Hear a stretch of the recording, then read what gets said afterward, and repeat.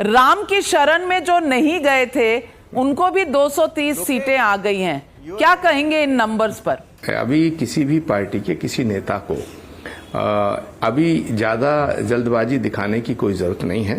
जनता जो फैसला करेगी वो सबको मंजूर होगा। लेकिन जो प्रेजेंट सिचुएशन है उसमें मैं इतना जरूर कहूंगा कि बीजेपी की स्थिति जो इनिशियल स्टेज पे बढ़नी चाहिए थी वो नहीं बढ़ी है।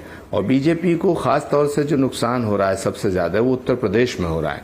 उत्तर प्रदेश में उसका वोट परसेंटेज नहीं गिरा है, लेकिन बीजेपी के जितने बड़े नेता थे वो सब ये सोच रहे थे कि नरेंद्र मोदी ही वोट भी डाल जाएंगे।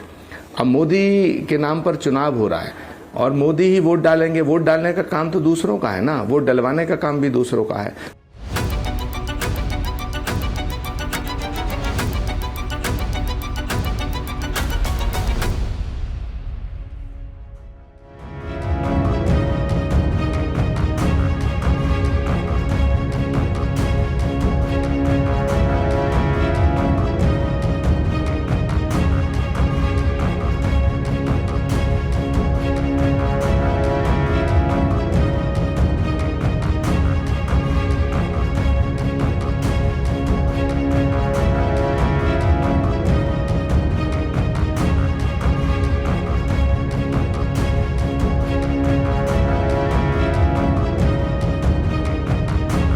यही यूपी की राजनीति का क्रक्स हो सकता है कि जो बसपा का डेसिमेशन है वो किस तरफ जा रहा है। वैसे अगर चंद्रशेखर आजाद जीत रहे हैं तो ये संभावना हो सकती है कि दलित वोट का एक चंक कम से कम उस कॉन्स्टिट्यूएंसी में उस तरफ गया हो। तो ये हमें देखना पड़ेगा कि वो हमारी तरफ, जैसे विधानसभा में हमारी तरफ आया था, ये लोकसभा में किस तरफ गया है कि नहीं गया है, और गया है तो किस तरफ गया, किन कारणों से गया, ये एक लंबा एनालिसिस होगा। पर इनकी इस बात से मैं सहमत हूं कि बसपा का कुल परसेंटेज कितना आता है और उसका शिफ्ट कहां नजर आता है। बट एक पॉइंट मैं जरूर कहना चाहूंगा, अब यूपी में आप आने वाले समय में एक बात देख लीजिएगा, after Congress have seen a rise after 15 years, मतलब एटलीस्ट 95 पे हैं। Now it is a bell for, you can say it is a dangerous bell for Samajwadi Party in the future.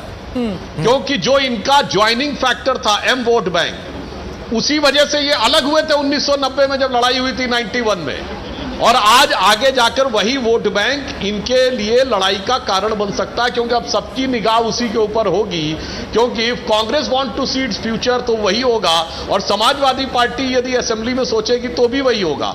तो व्हाट आई परसीव, मैंने इसीलिए कहा कि जो coherence in the India alliance है, that is very much fragile, which will very much be visible within few months after we form the government and they remain in opposition.